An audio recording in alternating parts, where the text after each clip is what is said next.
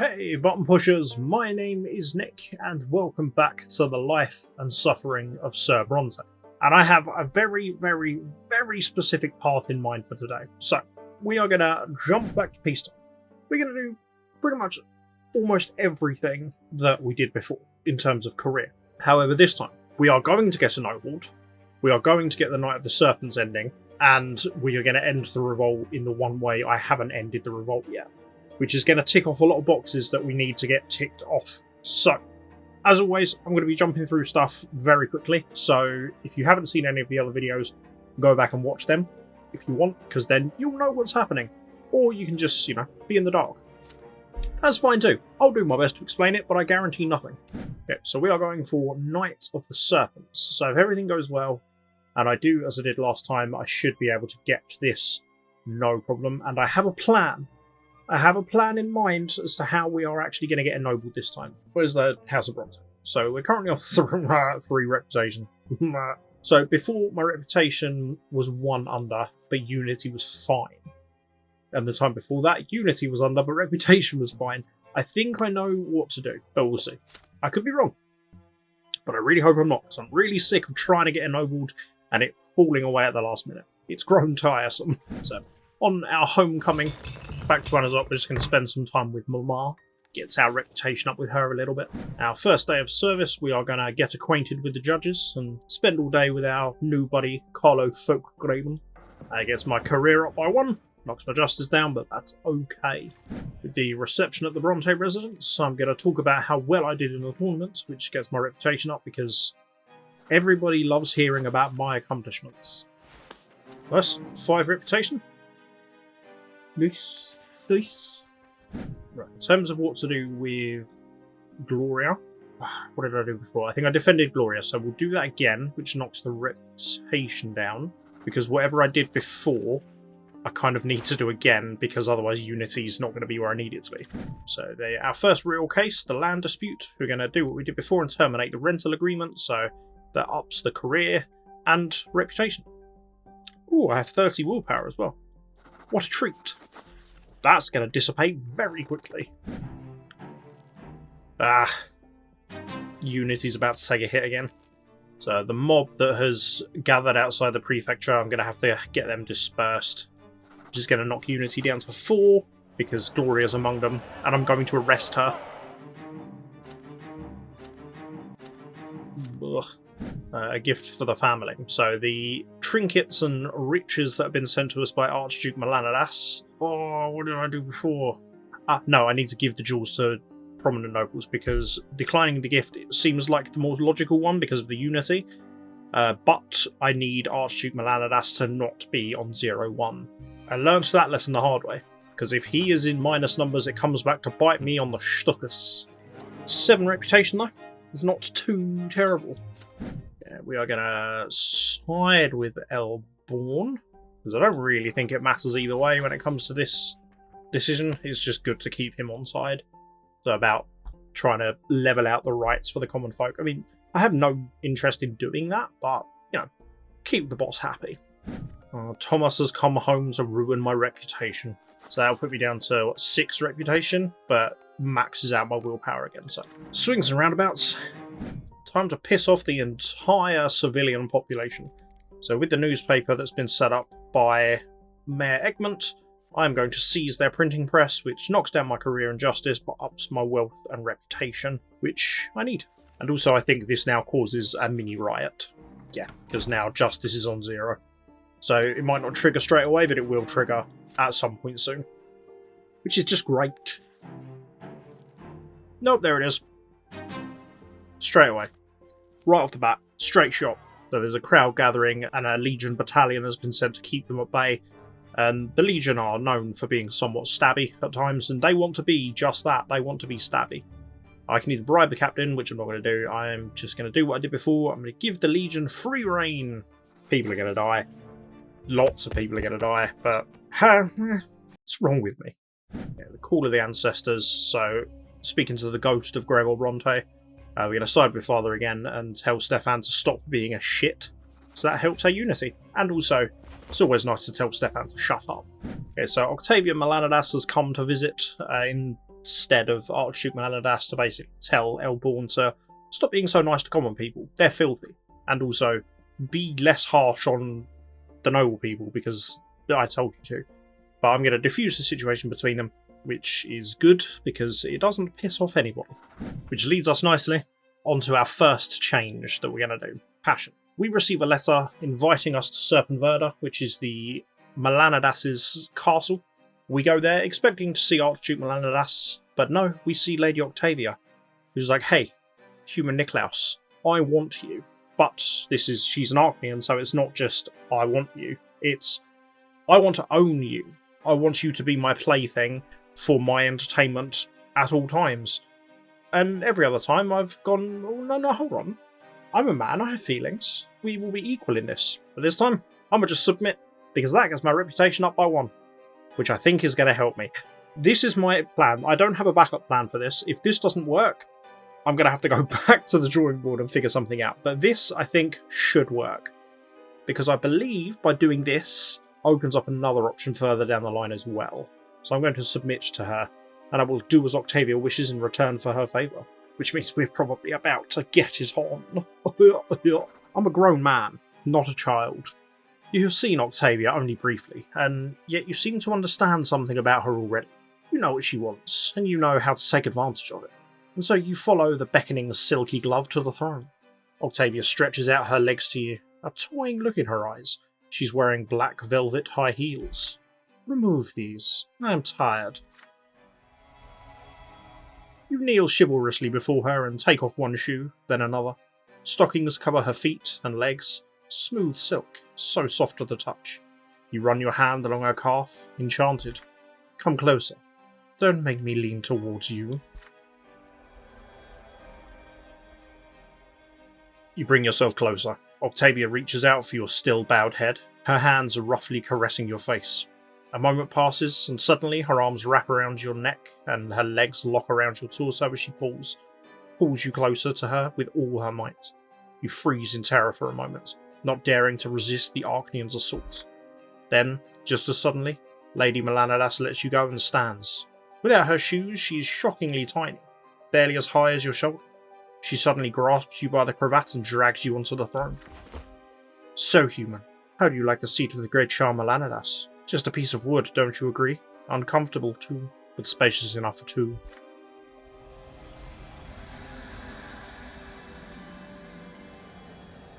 Octavia's eyes are dark, black as the starless sky. The Archnean woman tears off your clothes and her ravenous lips find your bare skin. Vicious and insatiable, she thirsts for pleasure. But why does she seek it with you? Why would she humiliate her ancestors and her very dynasty by having an affair with a human? I've said it before and I'll say it again. Daddy issues. Seeing you preoccupied, Octavia slaps you across the face and tells you to keep going. I'm the bottom in this relationship. Your lips do her bidding, running down her body in a state of considerable undress. Octavia's inhuman passion swallows you and overtakes you, devoid of all tenderness. The young woman of the Melanidas dynasty demands, and you obey, until the vast halls echo with her satisfied moan. Octavia caresses your hair assertively. What do you want now, my human? You humbly bow and respond that all you want is to serve Lady Melanidas, satisfying her every whim, her every secret desire. Yet she would bring you great happiness if you and your family could live and prosper in her good graces, alive and safe from the intrigue and ambush of any kind. With your family secure, you would be free to serve her as long as you live. My, you know your price, young Brante. And with whom should I put a word in for you, my sweet boy? You beg her to mention your name to the oldest of the Archduke's vassals, the most ancient families of Anizotte, to mention that your family enjoys the Archduke's favour and deserves to be ennobled by the sword for all time. Octavia laughs at that. Her fingers squeeze your chin painfully. Ennobled by the sword? Oh, your ambitions run so low, but what am I saying? You're only human after all. Very well, I'll be your secret patron, as long as you keep me entertained. Bring me my clothes and help me get properly dressed. Then go to your room for the night. You will leave at dawn and return to your silly service and your cases. I will visit Anizotte now and again and send you letters when I wish to meet you.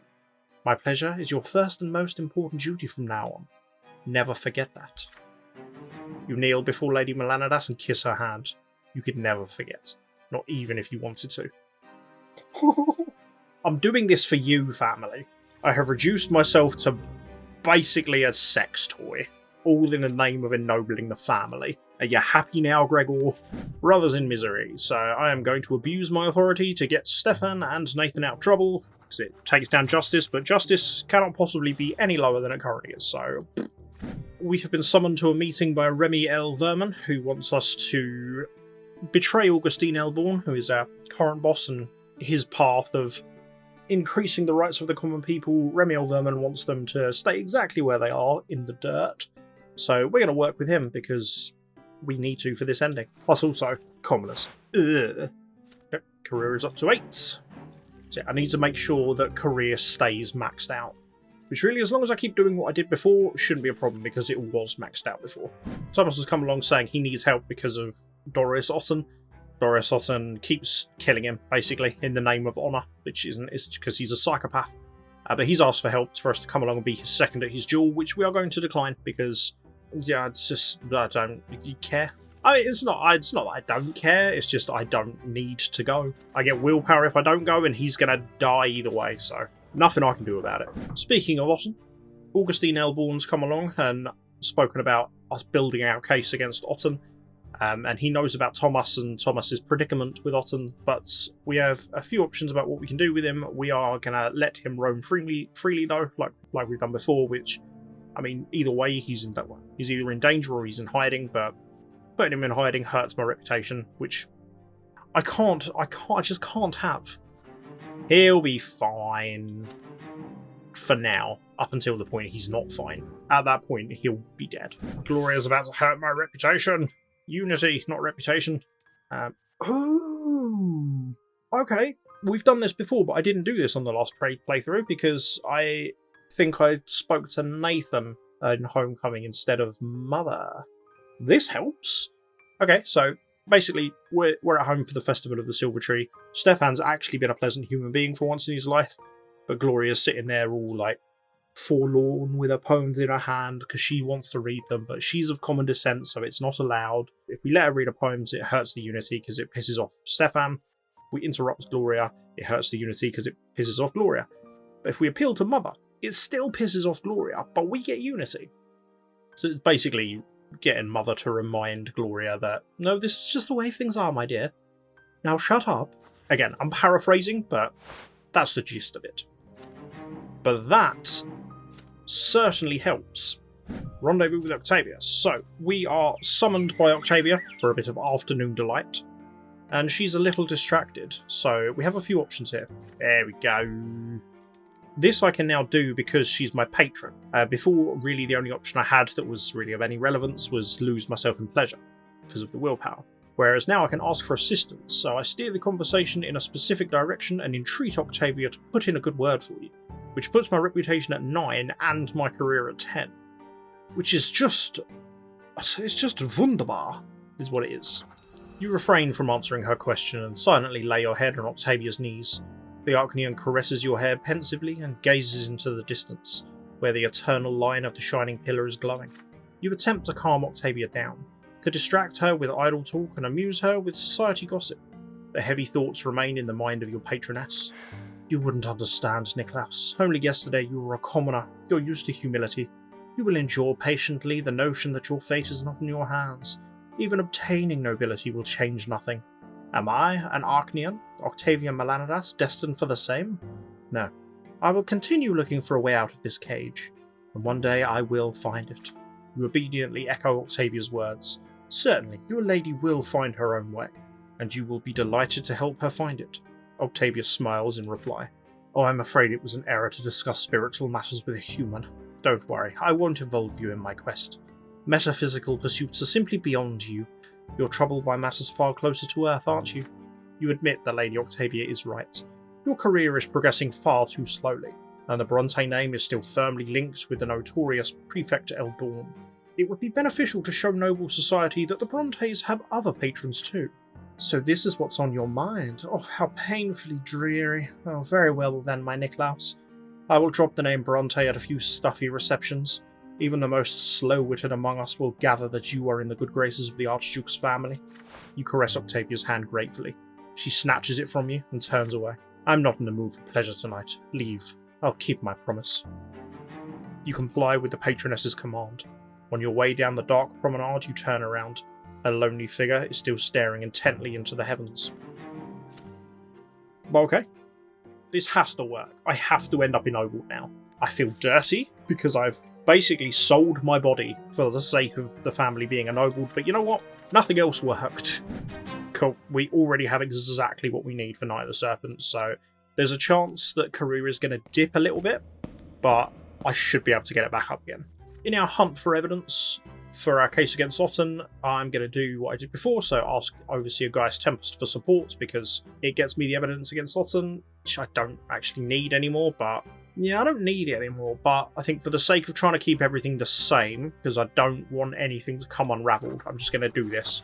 So, we get the evidence we need, and we don't die. So it's always a pleasant outcome when you don't die. Stefan's Gambit. Stefan's run out of ideas about what to do with Gloria, so he's come up with the master plan of marrying her off to a noble family who actually would be willing to have her enter their family. So I'm going to agree to help him, because if I don't agree to help him, bad things happen for our unity. I've learnt that lesson the hard way. Not falling for it again. I will take the bad karma for the sake of unity. We've been summoned by Overseer Gaius Tempest, who has taken a keen interest in our work, and he wants to know if we are on his side, of which we are, we're not, but we're going to tell him we are. So we're going to swear an allegiance to the Overseer, and that gets our career up to 12, which is impossible. So it will stay at 10. But our diplomacy goes up to 19, which I don't know if is relevant or necessary, but it does. It's just a fact. The Prefecture has heard of a secret organisation that is practicing some heathenous rituals that could threaten the Empire. But we go there and it's the Latari Society, which is being headed up by Octavia Melanidas, which is of no threat to the Empire. It's just it's part of her whole wanting to escape her destiny. But if we legitimise the circle, then that boosts our wealth. So, yes, it's what we've done before. So we essentially get them a plaque for their door, and she's very happy with us. And she sends us a chest of money for our troubles. For my troubles. The family did nothing. The family does nothing, ever. Except moan. Threats and promises. We have been summoned to Remy Elverman's office, thinking it's just going to be a meeting with him, but Otten's there, and he knows about the case that's being built against him, and he wants me to stop immediately. So I'm going to do what I've done before and retaliate against Otten, which I die, but it's fine. That is going to put my reputation on a 10, though, which is great, because that means we are going to be right at the top, which means nothing should happen that's going to knock us down below the point we need it to be. It's totally worth the death. We are a glorious house. Everyone knows the name of Brante, which, we've had before, but the family still had to split apart. Ooh, okay. We can do something different this time. So, Nobleman's Honour. We've been sent to a crime scene. There is a nobleman dead. He has died his true death at the hands of a duel, which is an illegal practice. But we need to decide what to do with El Corvio. Every other time I've sentenced El Corvio to capital punishment because I needed to get my career down. I think I might just fine him, because that gets me a little bit of willpower. Why not? New story content's always good. You approach the silent El Corvio with your decision. You find him guilty of manslaughter. As punishment, he's ordered to pay a fine to the Imperial Treasury and make a donation to the family of the dead man. El Corvio's lips twist in a wry grin. He throws a heavy coin purse your way. That ought to be enough to cut down a couple more brash, impudent youths who dare to call me a traitor to the crown. I have urgent business in Eterno, Judge. I'm sure you can handle the paperwork yourself. Farewell. See, now I'm wishing I'd cut your head off. With an accommodating smile, El Verman opens the door of his carriage to the duelist. El Corvio vanishes within. Before they leave, the magistrate takes a moment to approach you. The Court of Honour thanks you for this wise resolution, Niklaus Brante. Now I will placate El Corvio myself. You've acted like a true noble. Even though traces of this incident will remain, unfortunately, your reasonable action will not be forgotten. You dismiss the gendarmes and return to the Prefecture to take care of the paperwork. As long as your report is worded carefully enough, nothing about this incident will clash with the Empire-wide dueling ban. But no matter what the paperwork says, young Eleste will still be dead. Should have been a better sword fighter then, shouldn't he? A glorious bloodline! I love that. I love that little jingle. It's so happy. Because it's good news for once. Perfect. Wow. Valor and diplomacy both maxed out. Love it. Right, well this is going better than I actually expected, so let's try and not screw this up, shall we?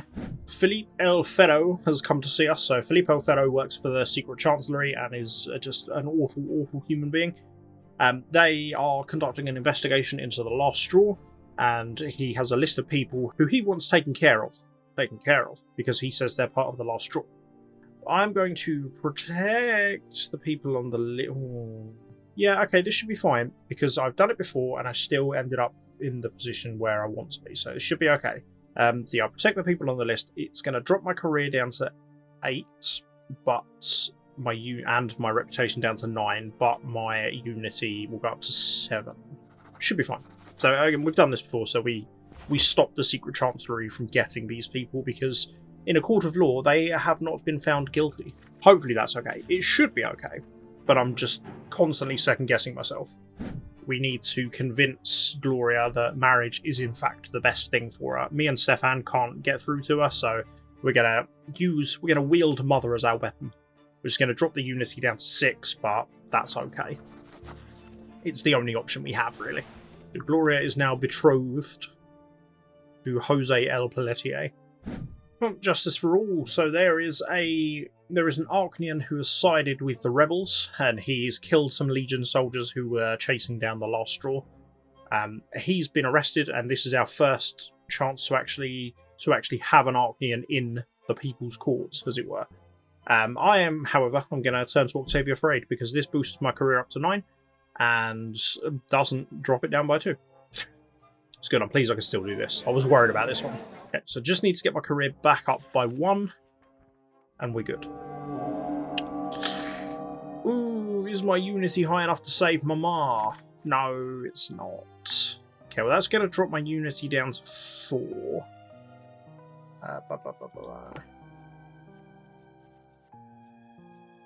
Okay, so unity only needs to be 3 or above to be ennobled by the sword. Good, okay. Sorry, Mum. Damn. Would have been nice to save Mum, but it was her time. Octavia has found her way of escaping her bonds of tradition. She has performed the Latari ritual and been reborn as ex-Octavia.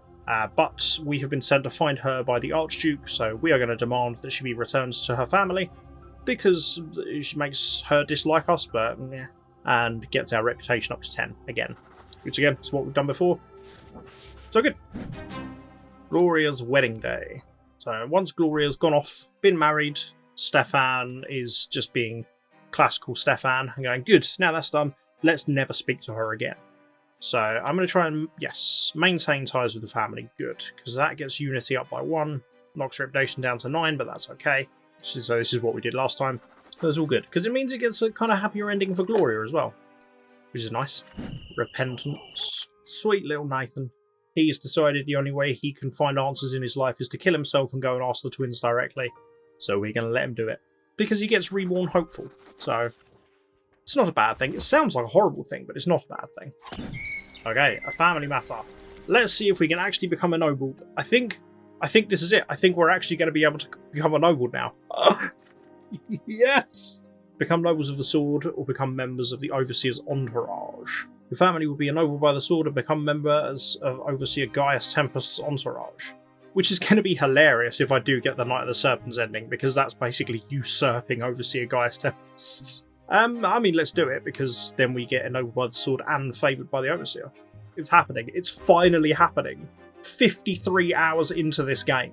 53 hours, and I'm only just now getting us ennobled. You assure Father that there's no cause for concern. You've personally worked hard to ensure that the family's reputation is spotless.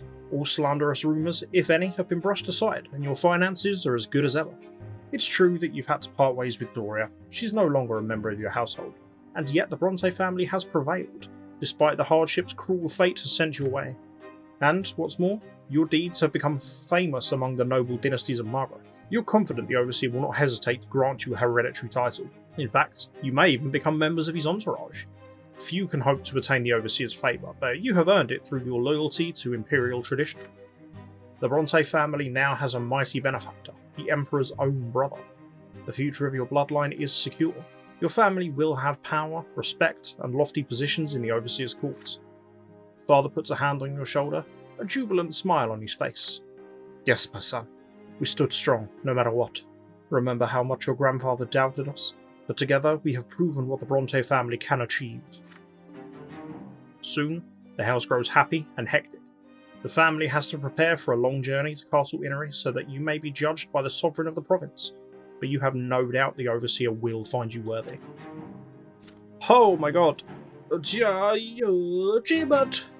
Bronte family becomes a hereditary dynasty of the Nobles of the Sword, its status passed down from generation to generation. Another achievement! That one didn't work so well. The Bronte family has become a hereditary dynasty of the sword, earning the favour of Overseer Gaius Tempest and a place at court. Yes! A noble bloodline. Shockingly, never had this before. The long preparations for the journey are finally over. You've packed your finest garments, and a length of luxurious fabric has been embroidered with your family crest. For this occasion, you must look your best. A 4-in-hand carriage awaits at the gate of the estate. Your entire family is leaving for Castle Innery, where Overseer Gaius Tempest is holding a reception of the utmost importance. You spend several long days riding the dusty high road. Then, finally, you watch from the carriage window as Gaius Tempest's impregnable citadel emerges from behind the craggy mountains. A cavalry detachment of the Overseer's guards escort you along the last stretch of road to the gate. Beyond the gate lies the Overseer's residence. You're ushered into a grand hall, already teeming with pacing nobles from the Overseer's court. Beneath this tall stone vault, matters are resolved, deals are brokered, and alliances are made. The Overseer's throne is unoccupied for now. Not far from the rest you see several noble families who have come from all over Margra. These are petitioners for the hereditary title, anxiously awaiting Gaius Tempest's judgment. You join them in the centre of the hall. Then, suddenly, everyone falls silent. Gaius Tempest himself enters the room. Dressed in finery, the Archnian takes his place upon the throne. He casts a keen eye over the assembly, then gestures imperiously towards you. Approach. Following Father's lead, you kneel before the Overseer's throne. Your Grace, the Bronte family has come to hear and obey your supreme will. For a long moment, Gaius Tempest's face is cold and expressionless as he studies each and every one of you. Then, the Overseer allows himself a benevolent smile. I have heard the name Brante quite often in recent years. It brings me joy to see you before me now. You have proven yourself in word and deed as loyal followers who respect imperial order and maintain a clean reputation. I, Gaius of the Tempest dynasty, I hereby grant your petition and mercifully bestow upon the Bronte bloodline the hereditary title of Nobles of the Sword. Bring forth the Blue Book. The Blue Book bears the names of every noble dynasty in the province. It comes to rest in Gaius Tempest's hands. The descendants of the noble bloodline of Bronte shall henceforth be born into the noble lot, and so it shall be for all eternity, so long as the Empire endures and prospers. The nobles of the Overseer's court bow their heads before you. This is it, the long-awaited triumph of the Bronte family. And now, as ancient tradition dictates, may the heir of the bloodline inscribe the name of Bronte in the Blue Book, wherein it shall dwell forever. Step forth, heir. Ow. Boo. Fine. Stefan can do it then, I guess. Your elder brother is the lawful heir of the Bronte family. Because I haven't killed him this time. Stefan approaches the throne with his head held high. Elegantly, he bows down before the Overseer's throne. You accompany him as his younger brother. Sir Stefan Bronte, one day the title of the Bronte Patriarch will fall to you, as will the duty that comes with it. Bear it with honour. Now, inscribe the name of your bloodline upon the exalted pages of the Empire. The Overseer presents you with a quill and the heavy metal-bound book. You open the book to a blank page for Stefan. Stefan triumphantly inscribes upon it the Bronte bloodline of Anizotte, whose crest beareth an oaken branch. The quill glides across the paper, guided by his hand, and you feel a quiet, cold wind blowing behind you. The shades of your ancestors are watching. Then, a deep, hard voice you've known since childhood rings in your ears. My Stefan, from the day of your birth I believed you were to bring us this moment, and so it has come to pass. I, your father, you yourself, We will all remain in the noble blood tide when our mortal lives end. Now our family will never perish into darkness. You have made me proud, my grandson. I did all of the work. He did nothing. You turn around at the sound of the voice, but he's not there. You see only your family beaming with jubilation. Your father is beyond proud. Stefan, my heir. Niklaus, my son.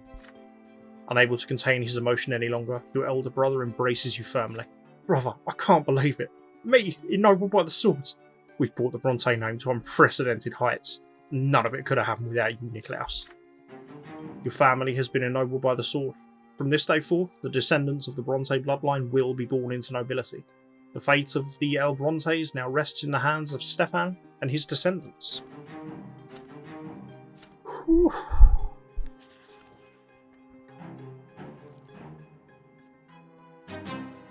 The empty chair. I think this is good. I think this is where I get to make the final decision. No. There we go. No, but it has bumped my career back up to 10, which is good. This is the one. So we get summoned by Remy El Vermin, and he tells us of his master plan. So there's a mob that's going to roll through town, basically. And anyone who's flying the flag of Archduke Melanidas will be spared. Anyone else, they're not going to have such a good time. He knows that my family are supporters of Gaius Tempest, so he's given us a flag to fly because obviously he loves me. He doesn't want my family to die. So I can warn Elborn, which is what I did before, which stops this ending from happening, or I can go home. I follow El Vermin's advice and wait to see how the night ends. Yep. You glance once again at the dark mass of the city hall. You've made an alliance with El Vermin, and now you must see it through to the end. This night will decide whether or not you have backed the right horse. Nothing more is required of you. All you can do is wait for the outcome. You walk down silent streets, heading home. When you reach the fence, you unfurl the flag that was in the parcel. Now the emerald serpents of the Archduke look down from your gates. Will they protect you? You walk inside and bolt the door securely. You don't talk to any of your family members. None of them have any suspicion about what is about to happen in the city tonight. Let it remain so. It's just one night. It'll be over soon.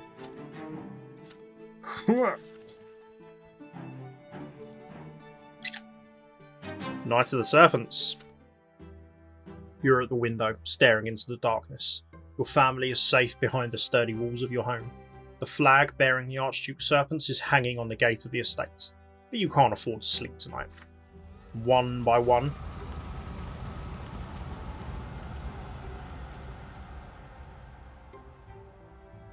you see fires sparking to life and glowing throughout the city. The quiet of the night is gone, trampled and crushed by thundering hooves and screams and sharpened steel. A cavalcade of riders rush down the street nearby, blazing torches in their hands. This is going to be a long night.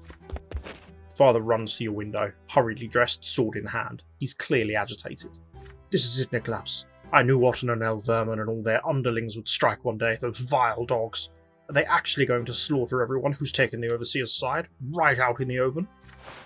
Father clutches at his head, crushed by this realization. It's too late. Our friend Elborn, all those other decent people, we won't be able to help them. But we still have a duty to protect this family. We can do this, son. We'll give them a good fight. I just told everyone else to hide in the library and lock the doors. They're strong enough to withstand a hurricane. Oh, why does Stefan have to be so far away right now? We could use the third fighter right now. You explain to Father that you're in no danger. You have already taken steps to keep the family safe. The streets just outside your window light up. More torch-carrying riders appear from around the corner, bearing standards of black and green and dragging a rope-bound body behind them, a mutilated corpse dressed in the ragged remains of an expensive suit. Oh god, that's Mayor Egmont. They've murdered the richest man in Magra. And you're saying they're going to spare my family and me? A man who supports Elborn? The riders stop in front of your estate. Their leader dismounts, checks his papers, and walks up to the gate.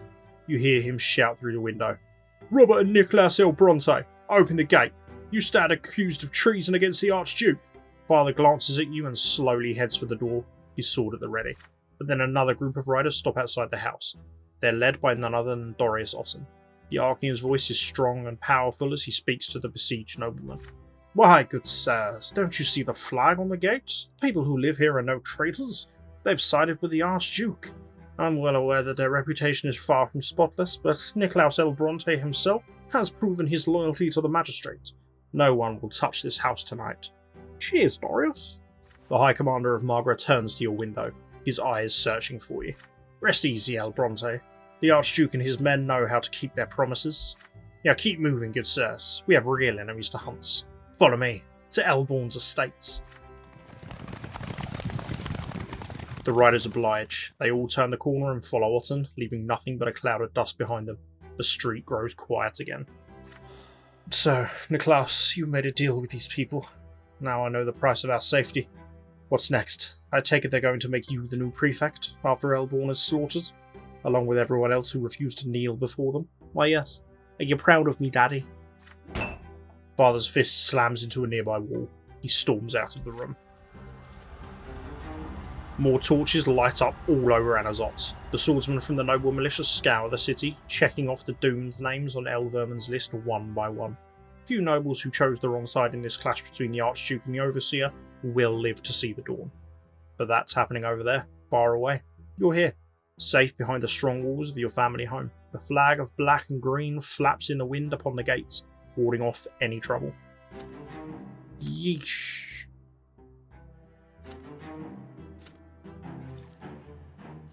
Oh, achievement! Bad achievement, but an achievement nonetheless. So I'm assuming this is going to be the trigger point for the revolt now, yeah. It's fine. I have a plan. I know exactly what I'm doing in the revolt. The day has come which would decide my fate, as well as that of my family, and perhaps the entire empire. The day of the revolt. No, that was no different than it's been every other time, which is unfortunate.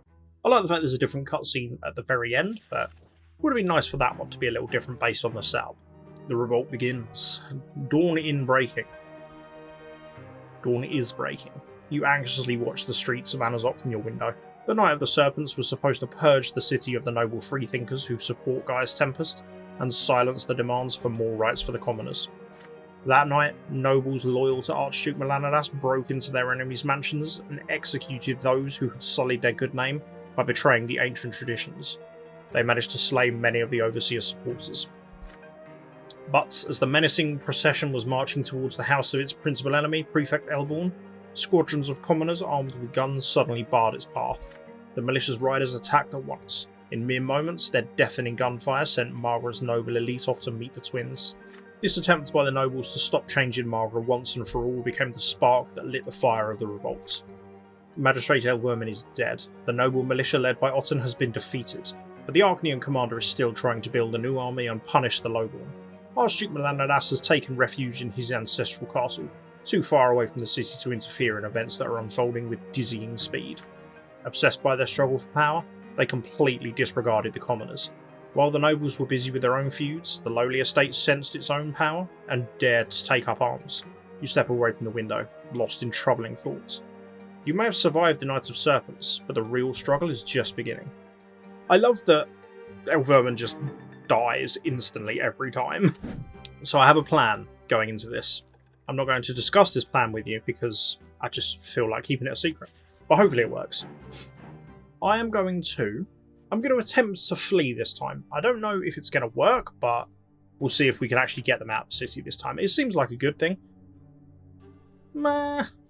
Okay, no, we'll get them to oppose the revolt. So we've done this before, so we convince them to stay at home and actually, side with the Empire. I'm not really going to do anything with Nathan. I'm just going to walk away from him because I get the willpower and I don't need to do anything else. Walk away without giving Nathan an answer.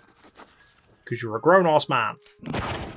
Interesting. I've never been able to, because I've never been a noble before, so when it comes to mustering the forces, I can now unite the nobles. Which I'm going to do. Because I've never done it before and I don't know when I'm going to ever be ennobled again, so sure. Right now, the noble bloodlines only care for their own safety. You have to unite them in the struggle against the revolt. Come on lads, join me! There's no stopping this revolt until the aristocracy employs their power and leverage to aid Gaius Tempest and his legion. But many nobles are hiding in their houses and mansions, shocked by recent events trying to stay safe at all costs. They need unity. They need a leader. You use these last few hours of quiet to send messages to the most eminent families in Anizotte. The El Brontes are the Overseer's most loyal servants. You are the voice of his will. By your order, all the noble families must gather at your estate, despite the unrest in the city. As noon draws closer, riders, carriages, and guards armed to the teeth begin to gather by your gate. Never before has your family home been graced by such eminent guests. You used to play hide and seek in this very garden, and now the fate of Anizotte will be decided here. The nobles eye one another with suspicion, the usual courtesy and decorum practically gone. Even with terror in their hearts and old grudges in their minds, the families have heeded your call. Their hands rest on their sword hilts, and they leap at every cry from the nearby streets. You address the aristocrats from the steps of your family home. The unthinkable has happened. The lowborn have rebelled, and now they threaten to destroy the current world order, even if it means drawing the wrath of the twins down upon us all. At this troubling time, it falls upon Anizotte's finest citizens to cast aside their pride, their grudges, and their old feuds. A cold, lordy voice ruthlessly cuts you short. Friedrich L. Laberius, the aging patriarch of one of Anizotte's oldest human bloodlines, speaks. "Those are some fine words, young Sir El Brante, but we've all been locked away in a city swarming with malcontents. They have numerical superiority. I say we of the old blood know best when it comes to keeping us, our families, and the Empire safe." So that you lift your own sword skyward. You are Niklaus El Bronte, and you're ready to personally lead the fight against the revolt. Everyone who stands here must remember their lot, the lot to rule. The nobility of Anizotte may have squandered its energy on petty grudges as the city sank into lawlessness and chaos, but now the noble estate must take responsibility for their own lives and for the lives of all the subjects of the Empire. Now is the time for us to prove that we deserve to rule, that the swords at our sides are not just for show, that we are not afraid to bear the burden of ruling the other two estates. This city has been entrusted to us, and only we can rescue it from the brink at this fateful hour. The nobles are stupefied at first, but they keep listening. Soon, other swords are raised alongside yours, and other voices join your call. "For El Bronte, for the Overseer, for the Emperor, down with the rebels!" Now you must prepare a plan to suppress the revolt. You insist that your strength must be conserved until Gaius Tempest arrives with these forces, and when it does, you will strike at the rebels from within. But for now, you must keep the messages running, remain informed, and prepare for the decisive clash to come. The nobles accept your plan, vow to work together to save the city, and return to their homes to play their parts. The most esteemed bloodlines of Anizotte have accepted you as their leader. Do you have what it takes to realise their hopes and guide them to victory? It's time to find out. The sound of gunfire fills the city streets, and the lull has passed. A fading light. This is our farewell to ex-Octavia. Interesting. So normally I would have just handed her over to the Inquisition at this point, but I can get her out of the city, so you must rescue the creature that was once Octavia from the flames of the revolt. But the only one who can rescue the Archduke's daughter from the city is Dorius Otten, the Archduke's long-term ally. Sod it. Why not? Why not? No matter what may have happened to Octavia, you cannot leave her alone amidst these roiling streets. There's only one place where she can truly be safe: Castle Serpents, Archduke Melanidas' stronghold. But the city's locked down. No one can enter or leave, especially a noble Archnean lady with the body of an extinct race. There's only one Archnean who can return Octavia to her father. Despite your long-standing rivalry, you will still have to bargain with him. You take Octavia by her slender shoulder. You tell her to come with you. The creature offers no resistance. Your will is like a troubled sea, human named Niklaus, but this world will collapse no matter where we are. Take us wherever you wish. You reach the Fales estate, where Dorius Otten is busy amassing his forces to fight the rebels. As the carriage approaches, the horsemen of the noble militia ride towards you. They hear your explanation. You must see the Archnean Lord about a matter of the utmost importance. Your name is known. You're loyal to the Empire. They won't stop you. Surrounded by armour-clad nobles on all sides, the High Commander of Marga is leaning over a map of Anizotte. They're planning to assault Empire Square. You push through the crowd and make your way to the Archnean table, Octavia in tow. When Otten looks up to you, he leaps to his feet, furious. "El Bronte, after all your vile deeds, you dare show your face here!" You raise an arm in a sign of peace. You're not here to settle old scores. You brought the daughter of Archduke Melanidas. She cannot be left in the city. She must be brought back to Serpents at all costs. "Lady Octavia! Ah, there you are!" The sight of the transformed Octavia paralyses the Archnean. Lady Melanidas, what have you done to yourself? I say, Brante, for the first time ever, you have impressed me. You've done the Archduke a great service and made yourself some powerful allies. But this matter's no longer your concern. Accompany Lady Melanidas with a contingent of my cavalrymen. They'll cut through the gate's defences and take her to the Archduke's men. The thin, fragile creature that was once Octavia disappears behind the backs of the noble militia, but the last thing she said is still echoing in your mind. Farewell, human named Brante. We will not see each other again. Do not regret anything you have done. All your sorrows, all your suffering, it will vanish soon. Your cage will be destroyed as well. You shake your head and return to reality. Elborn, the Prefecture, you need to hurry. You returned Octavia to her father. God, what's he going to do to her when he realises what she's done? So, when it comes to Sir Elborn, I'm going to do what we've done before and condemn him, which will mean he will side with the Empire. Well, not through his own choice, he will basically be forced to siding with the Empire, which is good enough for me. So, Otten has swooped in, and now we've got Elborn on side. Otten's come along and has been like, nah, I'm going to kill him.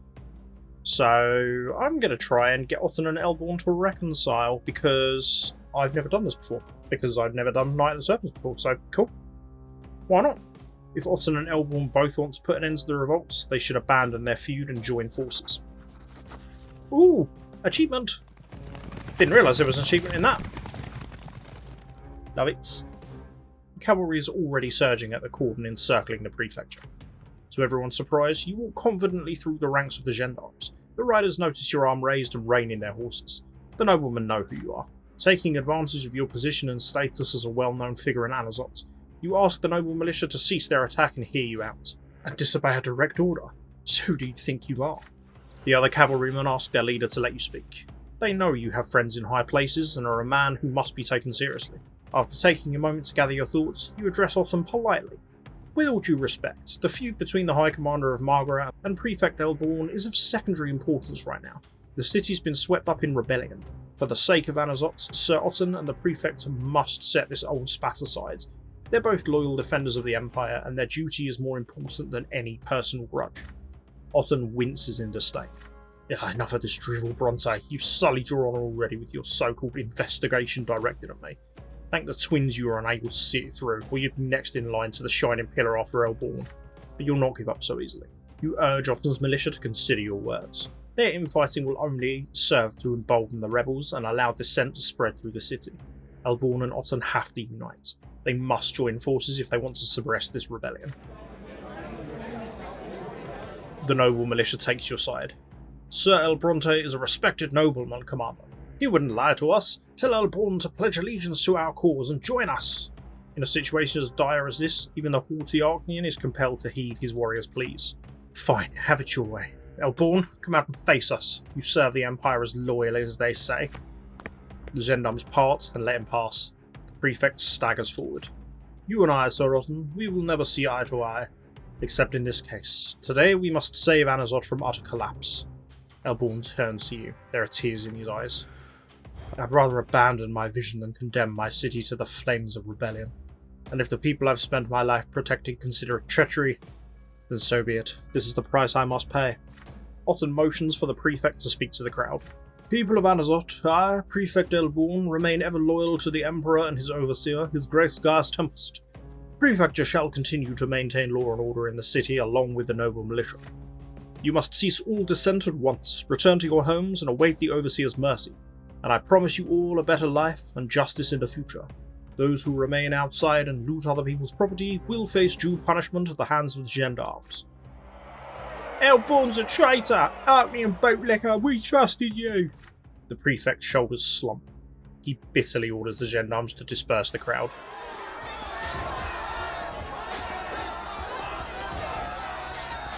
The gendarmes advance on the mob around them, their heavy clubs at the ready. Otten's cavalry turns to face the terrified commoners and joins the assault. The people begin to flee, the heavy blackjacks, the towering horses driving them from the Prefecture. The square clears in the blink of an eye. All that remains is upside-down carriages, abandoned sticks, makeshift spears, and corpses dissolving into shimmering mist. Otton guides his horse to where you and Elborn are standing, a satisfied smirk on his azure face. Sir Prefect, I must say, I didn't expect you to show such resolve. I had no choice. You and your kind have made a peaceful solution impossible. I suppose we could set our differences aside until this rebellion is dealt with. Isn't that right, Brante? Now restore order on the streets. Tell your gendarmes to disperse any new crowds and gangs of rabble-rousers that might appear. I'll continue mustering the forces of the noble militia. When the Legion comes, we must be ready to strike the rebels from the rear. With that, Otton and his warriors ride away. Elborn casts a mournful, defeated gaze over the empty square, decimated by the slaughter. Look at the price you've paid to make peace with our enemy, El Brante. Now I can only hope that sacrificing our principles will be worth it in the end. But I suppose now is not the time for regret. We should head to the Silver Tree. Lennart's procession must be en route to the Silver Tree by now. The enemies of the New Faith are waiting there, weapons in hand. They'll massacre each other unless we stop them. The city's a powder keg with a short fuse. More fire and blood is the last thing we need.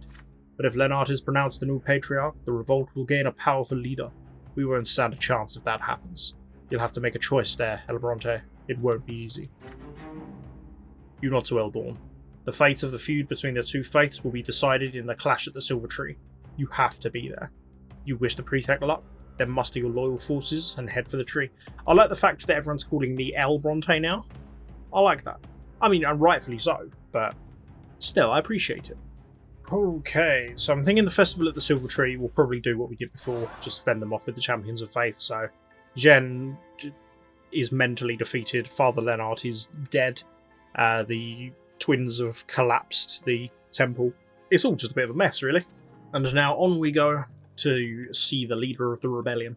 I'm going to break up the mob, which is what we did before. So literally, as it says, we just smash into the mob and disperse them. We lose some people, but so do they. And also, it was either that or stand back and do nothing. So my differences have come back to haunt me this time. The family's in the city, which means a mob is going to come to their house and want to burn them to death. I'm going to fight for my home because I don't think I've done this before. Yeah, I've called in the troops because, yeah, Nathan distracts them and then you can run and get the troops and come back. So yeah, fight for the home. Because common folk, for the ending I want, I don't think matters. Stefan comes out behind you in full battle gear. There's not even a hint of fear or hesitation in his face. Carefully approaching the window, he counts the assailants and smirks. Not too many commoners for a decent swordsman. This is no time for arrogance, Stefan. Instead of congratulating yourself on a victory not yet won, think about how we can defeat them. You're first to answer Father's question. Yes, there is an entire crowd attacking you, but they're mere commoners who've never held a sword before. Once they see true swordsmen, they will yield. They have a lone, maniacal, false preacher leading. Without him, they'll flee. Stefan clenches his fists. Wise words, brother. Father and I are skilled at fighting back to back. No low-born scum will ever get close to us. Father pauses for a moment in contemplation. I have made many mistakes in my life, but I have raised brave sons. You fling the door wide open, ready to meet your assailants face to face. Take him alive! That one there is Judge El Bronte. Let's give him a little taste of our judgment right now. The enraged looters attack you. Father takes them down with a few swift lunges, but new thugs immediately take their place. You can't hold them back for long. Your father and brother are your only hope now. Covering each other's backs, they skillfully fend off the assailants. The enemy outnumbers them, but their training gives them a decisive edge. There are only 3 of them. What are you afraid of, you cowards? The insane preacher elbows his way to the front, a huge torrent of followers in his wake. Spying the leader, you shout, "Now!" This is your chance. Like a deadly hurricane, you tear through the enemies to reach the old madman. He raises his axe aloft, aiming for Father's head. But Stefan's sword is quicker. He knocks the weapon from the elderly thug's hand. A split second later, he runs his sword straight through the man's throat with perfect precision. Your elder brother's voice booms above the battle. Run, you bastards! Leave our home and never come back. The mob hesitates. One by one, the looters drop their weapons and flee. You have won. Breathing heavily, you exchange tired glances with your father and brother. You have defended your ancestral home. With a sigh of relief, Father lowers his weapon. Only now do you notice how violently his hands are shaking. Thank the twins. I was so afraid I'd lose you both. Me die at the hands of those pathetic wretches. Not likely, Father. That's not the way you raised us. Well, Nicholas, I suppose it's a good thing I taught you to put upstart rabble in their place when you were a boy. You can't stay any longer. The preparations for the decisive battle are not finished. I understand, son. Take care. I hope to see you again soon. And I hope you know what you're up against, Nicholas. Regardless, good luck, brother. You leave a small squad behind in case of another attack, and say your goodbyes, and take off to face your fates. It's almost midnight. Nice. Well, the family's safe. That's good. Okay, and in the final hour, I'm going to do exactly what we did before. I'm going to go see Elborn, which will give us a little boost on a few things, but nothing we really need. The Battle for Anizotte. So hopefully, this will be fine and I can do what I want to do here. Oh no, all I can do is die against the Revolt. Oh no. Or I can flee the city. So that's going to get me escaped from the city, which I've never had before. And it's going to put everything into dark times. And this is the last ending I need to get. I think I've done all the other endings. Like, there's different different ways of getting to like the Rebellion crushed or the Empire crushed. But in terms of actual outcomes, this is it. This is the last one. So after everything I've done, I've ennobled the family. I've fought with my family to keep them safe. And now I'm just going to run and leave them.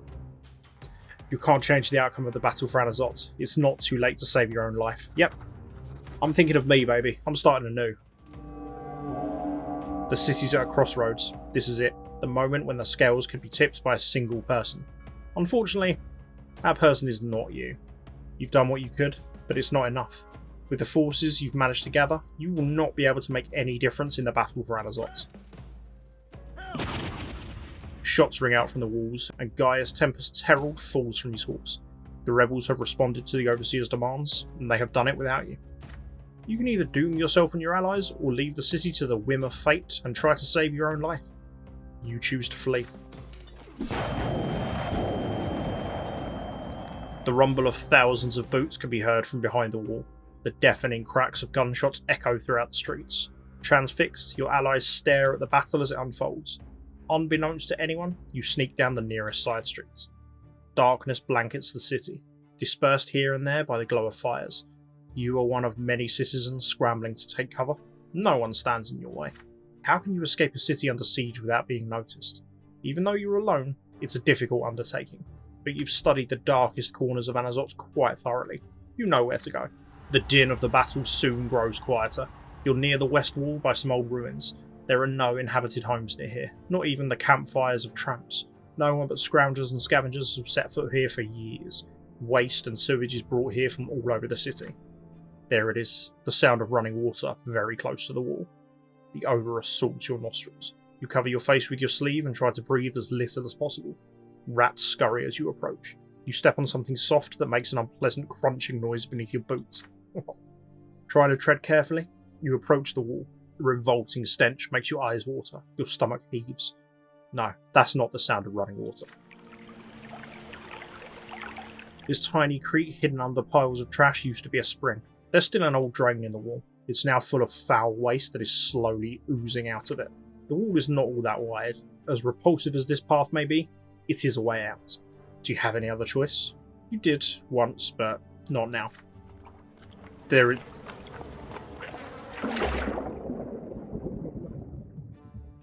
is no more time. Covering your face, you take a deep breath, hunch over, and plunge into the foul-smelling muck. After several lunges through the viscous sludge, you finally emerge, breathless, filthy, and exhausted, on the other side of the wall. You are free. It's quiet and dark. You can barely hear the noise of the battle from here. What's happening back there? You can't tell. The battle is no longer your concern. You scrutinise the desolate horizon. What awaits you at the end of the road? How will the chaos in Anizotte end? What fate will befall the rest of the Empire? You can't say. Everything you fought for, suffered for, strived to achieve, you've left it all behind. But at least you managed to save yourself.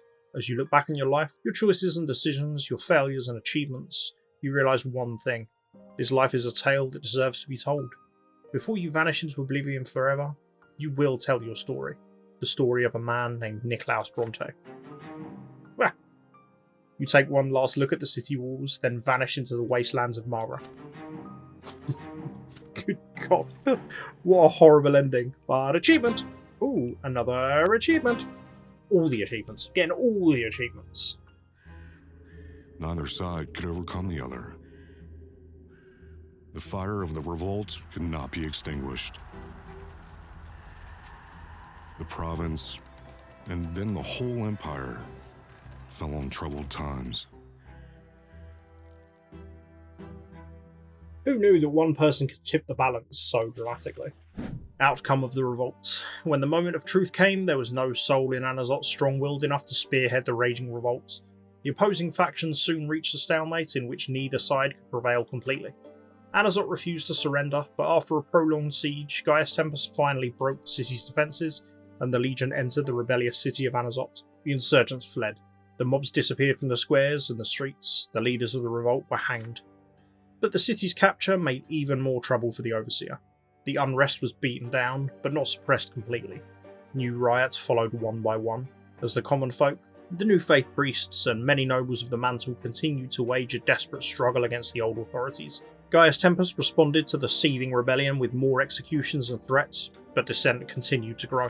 As the unrest in the city smouldered, the rest of the Empire eventually caught wind of the Anizotte revolt. Nearby Magran towns and villages saw their first riots soon after. Chaos began to spread across the Empire. The Empire responded to this enduring turmoil with ruthless action. But even after several villages and towns were drowned in blood, the riots only intensified. The dominance of the Emperor and his dynasty began to wane. Power struggles broke out between the powerful nobles in the capital. Then, a shocking event shook the Empire to its core.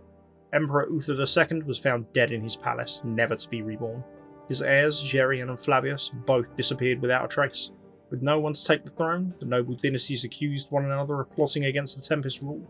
Feuds and internecine strife became commonplace. And so began an age of anarchy, a time of massacre and riots, conflict and bloodshed, chaos and unrest. There were no winners in this war of all against all, only survivors. The Empire entered a dark and terrible age. Power. The power struggle in the province was over, and Archduke Melanidas and the old gentry had prevailed. Well versed in all manner of plots and schemes, the Archduke secured himself in his castle and remained aloof from the events of the revolt until the Empire's grasp on the province grew weak. As chaos followed in the wake of the revolt, the Archduke and his loyal followers among the oldest Archnean dynasties in Margra confronted the Overseer over the Anizotte revolt and the many other ordeals the province had endured over the past few years. With the last of his authority gone, Gaius Tempest had no choice but to return the Overseer's titles to the Melanidas dynasty. The old elites gentry soon restored the rule of ancient tradition in Margra. They flaunted imperial law and returned the province to the days of yore, when the noble dynasties ruled their domains as they saw fit. Church. The old faith had regained a firm foothold in Margra as the one true doctrine of the twins. The teachings of Isatius had once again become law, and so have the lots. The new believers' numbers are dwindling rapidly as their persecution becomes more and more widespread, and yet the teachings of Fotis still survive, and one day, the new faith could return. Wealth of Margra. The land of Margra is dead. The crisis of the past few years have annihilated the province's former prosperity. The fields have been razed, trampled, and scorched. The livestock have been culled, the factories lie in ruins. The common folk face one lesser death after another from illness and hunger. Even the wealthiest noble estates have grown destitute. The land scarred by Shah Melanidas' curse has reaped yet another harvest of lives. Order. Not great. The years of unrest have left a mark on Margra. People no longer fear or respect the rule of law. Disorder continues to spread throughout the land. The only thing capable of maintaining a steady balance is brute force, as carnage, riots, and disdain for the law continue to plague the province. It'll be a long time before Margra has a chance of peace again. Divine Omens. For many years after the revolt in Anizotte, the people of the Empire told the tale of how the Elder Twin himself visited the mortal world once again. He donned the guise of a common mortal to seek the truth of his own creation and settle a dispute with the younger, but no one helped him find the answer he sought. And so, as the legend goes, the Elder Twin returned to the Shining Pillar, never to descend to the mortal realm again. Oh, okay. Yeah, because I wasn't there to speak to him. Because I'd scarpered what became of Doriazotte. The Archnean commander fought with all his might against the rebellious rabble he so despised, yet even a skilled swordsman such as he was doomed when confronted with a citywide uprising. The haughty Archnean was taken prisoner by the enraged mob, and so his life was forfeit. He spent his final moments in inconceivable agony. The rebels did not permit him to die until his spirit and body were completely broken. Long after the once invincible Darius Autumn was no more, the corpse of the mighty Arcanian remained chained to the Anizotte gate. Augustine. When Prefect Elborn saw firsthand the atrocities being committed on the streets of Anizotte, he did what he could to urge people to stop. He did what he could to urge the people to stop Sophia and her henchmen by any means necessary, but he was too late. In the end, Elborn shared the same fate as the last straw's other enemies. The former judge faced death with dignity, showing no fear before the rebels' muskets. His face expressed only deep, bitter sorrow. Sir Elborn is remembered as one of the ringleaders of the Anizotte massacre and the bloodthirsty rebellion that poisoned the entire empire. That makes no sense whatsoever if he was remembered as one of the ringleaders of the massacre, because he just got executed by the rebels. That makes no sense at all. Octavia, this should be interesting. The creature that was once Octavia Melanidas found its way to the Archduke's palace. The inconsolable Archduke did all he could to cure his daughter of this unfathomable condition. Even after dozens of failed remedies, he still refused to accept her transformation. Imprisoned forever in the Archduke's castle, the freedom-seeking Latari wasted away. The strange being's skin grew thinner and paler by the day. Its gleaming eyes lost their luster. The wondrous being was reduced to a pathetic shadow of its former self. In time, even this shadow ceased to be, and so Octavia Melanidas departed from this world without a trace. Oh dear. Sophia, interesting. So did she? I'm assuming she gets killed, but Sophia suffered a crushing defeat. But she evaded capture. Just as the Legion took over Anizotte, she snuck out of the city in secret. Ah, interesting.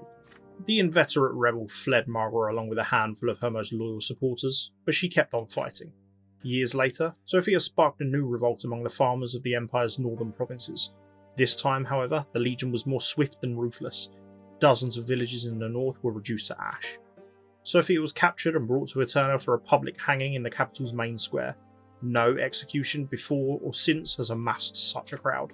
They say Sophia's last words were a furious, desperate wail. War.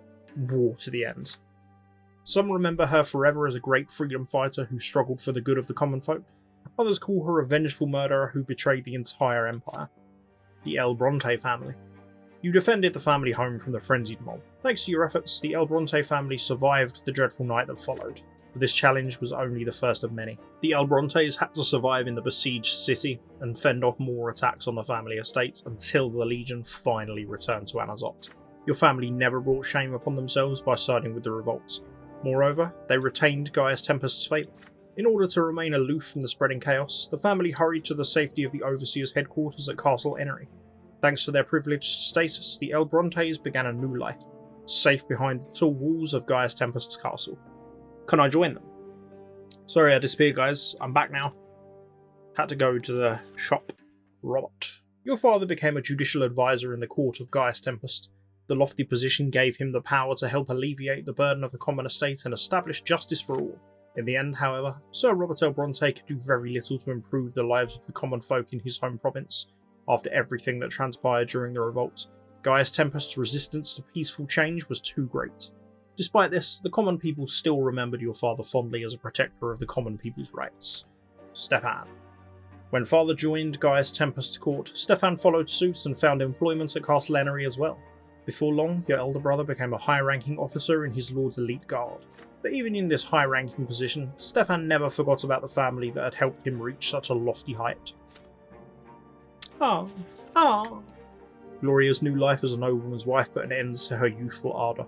When she moved to her husband's home, her fervent poetry and her struggle in the name of the common folk remained in the past. She languished in her newfound monotony at first, mourning her fate. That is exactly the same as before, so she actually had a happy ending, because they weren't anywhere near Anizotte in his estate, so... She grew to love him, and bore his children, Gregor. Gregor Bronte did not live to see the realisation of his great dream, but through the efforts of his descendants, it did come to pass. The name Bronte is now forever enshrined within the Blue Book, listed among those of the other noble dynasties of the Empire. The blood tide ushered in by Gregor Bronte attained immortality. You're happy now, you miserable bastard. What became of me? Unable to affect the outcome of the struggle for Anizotte, you decided to flee the city. But you're labelled a coward and a traitor. You fled at the moment of truth, when other defenders of the Empire were counting on your aid. However, the name El Brante had previously earned the respect of the Overseer himself. That, and only that, saves you from complete disgrace. Gaius Tempest himself speaks in your favour. Little by little, your fellow loyalists slowly forget your bizarre disappearance. You join the Overseer's court as one of his aides and help him curtail the growing disorder. As time passes, the Overseer's dominance steadily declines, but you remain by your patron's side even in these dark times. You reside at Castle Enery and Gaius Tempest's court, and help the Lord of the province hold on to power. You're behind many of the Overseer's pivotal changes, but history will not know your name. But in spite of it all, your life has remained your own, and now, on these very pages, you will tell your tale. The tale of the life and suffering of Nicklaus L. Brante. Oh man, I did not deserve that ending. I'm fully sending myself to the foot of the pillar for my shocking display of cowardice. Foot of the pillar, to the foot of the pillar with me. There we have it. Lots of achievements ticked off on this one, which I'm quite pleased with. I made a list of 3 things I wanted to do. My list consisted of submit to Octavia, march of the Serpents, and run away. That was it. That was my hefty note-making process going into this one. And I ticked off all the boxes, and we got a few extra bits done, so not bad. Not bad at all. So there's still a few more things I want to do. I have 71% of the achievements, so that's... what? Oh god, maths. 15 more achievements to get. So we'll see how that goes. But I love this game. I will continue to love this game, and I plan on just keeping these videos coming until we have 100% completed this game. I think from now on, because I'm just going to be ticking off the achievements, there's one more kind of playthrough I want to do, which we'll do next. But then it's going to be probably smaller videos because I'll be ticking off achievements, but we shall see. Until then, if you want to check this out for yourself, then the link to the game page is in the description. If there's anything in particular you want to see, then let me know, leave me a comment, and I'll make sure to cover that. Thank you very much for watching. If you've enjoyed this video, then why don't you go ahead and hit the like button, the unnecessary display of cowardice that is the subscribe button, make sure you... that bad boy. And until next time, love you, bye.